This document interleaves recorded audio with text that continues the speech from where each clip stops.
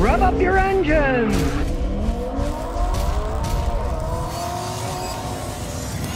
Well, if you don't believe me about Mini dealers being crooks, here is an email from one of the viewers here. Steve Lauber says, I got a 2014 Mini with 33,000 miles. I took it to the dealer. They wanted $1,245.55 to change a motor mount, which I later bought for $77, but I had another mechanic check and he said it's not failing and it's not cracked. Also, they wanted $1,740.74 to change the shift cable replacement. Instead, I bought an aftermarket bushing to repair the end for 30 bucks. I put it in an hour and it works perfectly. The car failed inspection at the dealer for these items. I couldn't get it inspected. I will now have it inspected at an independent station. Thank you. And this was Daniel's BMW Mini of Allentown. Assuming it's Allentown, Pennsylvania, right? That's just typical for these guys. That's one of the reasons that dealerships will do your state inspection, because they're going to sell you a bunch of crap. In the case, he didn't really need the motor mount. It was extremely overpriced anyways. And the cable thing, he fixed for a peanut amount of money. He did it himself in less than an hour. And it wasn't like the car didn't drive. It drove perfectly fine. He said, well, that's Warren. We can't inspect the car. Total nonsense.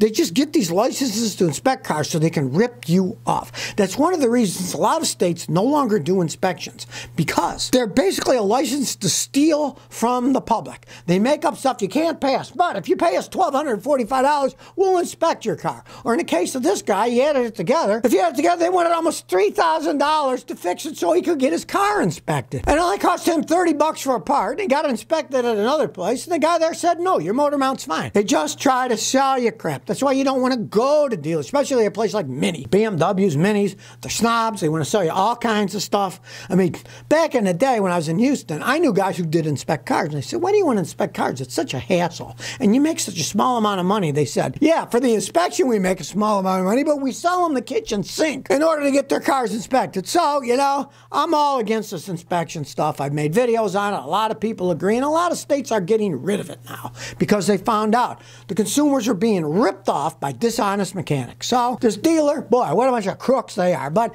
it doesn't surprise me. It is Mini, BMW Mini. They think the world's made of money, and they'll take the money out of people's pockets, make up stories about what's right or what's wrong. They don't care. I had a customer in Houston that went to a BMW dealer, and she had paid for 4 transmission flushes, right? And then she came to me and she said, my tranny isn't working right. I drained the fluid and it glurped out like molasses. And it's, you know, a light liquid transmission. It should have just flowed. It glurped out. It was black. It was like molasses. And I said, this has never been changed. She showed me she had paid to have it done 4 times. And they obviously did nothing. And they charged her, you know, $500-800 each time. Said they did it 4 times. They never even did it. So, you know, you want to stay away from people like this if at all possible. JN330 says, I got a 2007 Mini Cooper S Turbo, and it's running rich. I have the code P2188, running rich. It idles rough, it jerks, I cleaned the MAF sensor, changed the spark plugs, and it's still doing it. What can I look for? You got 111,000 miles on the Mini. Those things flat start to wear out with age. They do have a problem of sometimes carboning up. Start with the #1 thing to do.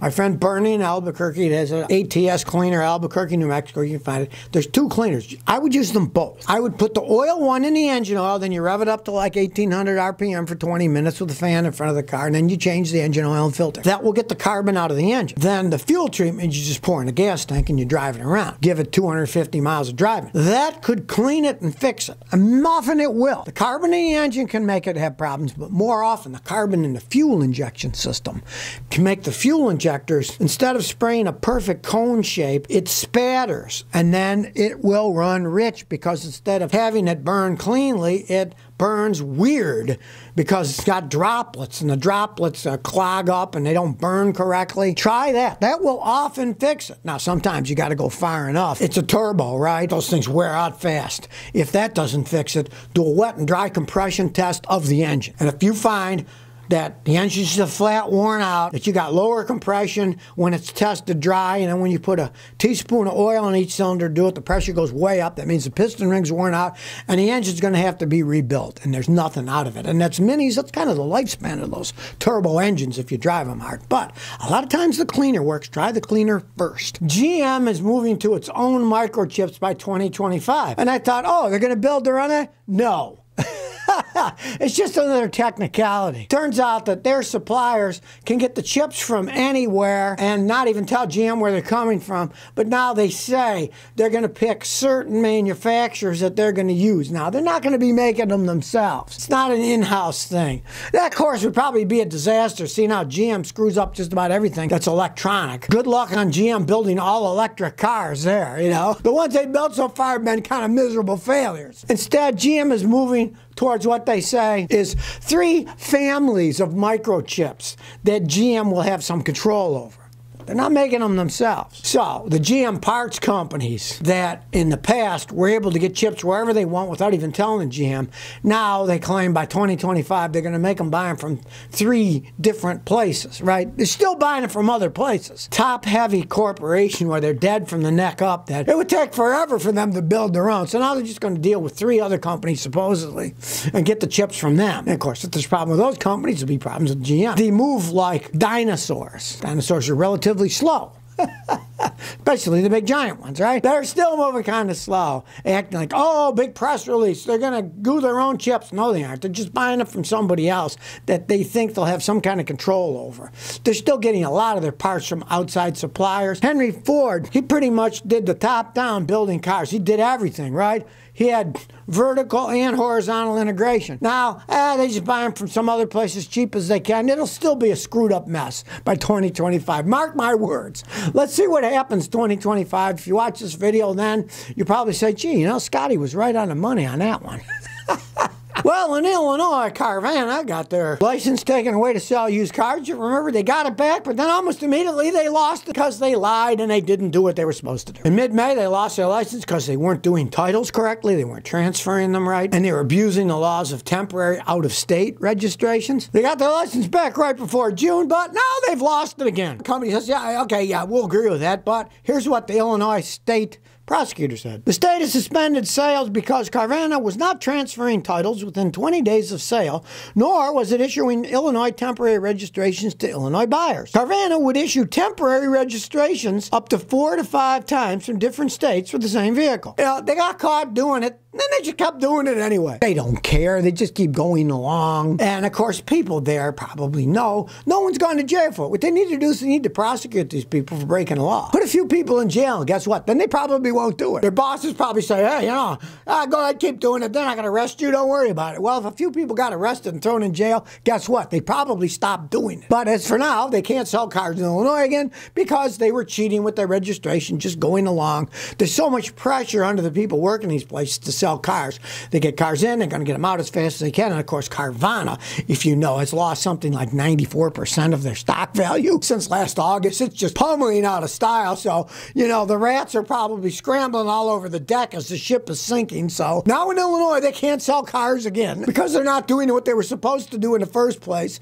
They said they would, but they didn't. Shame on you, Carvana. Birdsland says, how long will my $200 car last me? I recently got an 06 Chevy Impala. Should I baby it? How long will it last? It wasn't a wreck before I bought it. All I did was put a new thermostat and it runs. First gear shifts hard, but I baby it till it goes in second, that's okay. How long do you think it'll last? Okay, well, obviously it's been wrecked. The reason that there's numbers painted on it is because the parts came from a junkyard. The junkyard's always put numbers on the parts. They came from a junkyard, so it was wrecked. The transmission jerks first to second when you baby it. The transmission's the first thing to go out on it now. It has 121,000 miles on it now. GM doesn't make such great cars. It's lasting, you only paid $200. Baby it, don't put a lot of money into it, because when the tranny goes out, that's $3 to $5 grand to fix it. Then you would just junk the thing. So basically, baby it, change the oil and filter, don't race around. You never know how long the thing's gonna last. Let's face it, you only paid $200 for it. Most car rental places are charging $200 a day to rent a car these days. So see how long it'll last. They're not the greatest car. It's been in a wreck too, and with junkyard parts on it. Who knows? But baby it, keep your fingers crossed. You don't know. See how long the thing lasts. But when a tranny does go out, don't put any money in it. Just junk it then. Tansky says, I want to change my transmission fluid in a 2012 CRV. I have 62,000 miles. Guide me on how to do it.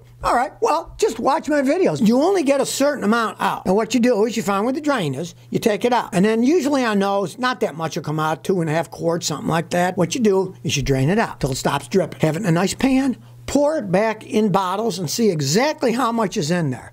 If it's 2.5 quarts, put exactly 2.5 quarts in. And this is the most important, the absolute most important. Buy the fluid at the Honda dealer, use the same exact stuff. It's not all that expensive at a Honda dealer. Buy the correct fluid, pump back in exactly what came out, and you're fine.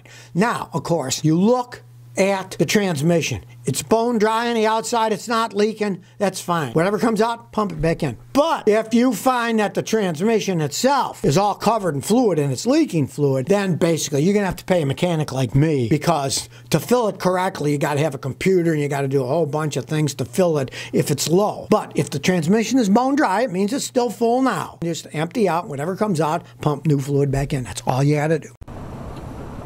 So if you never want to miss another one of my new car repair videos, remember to ring that bell.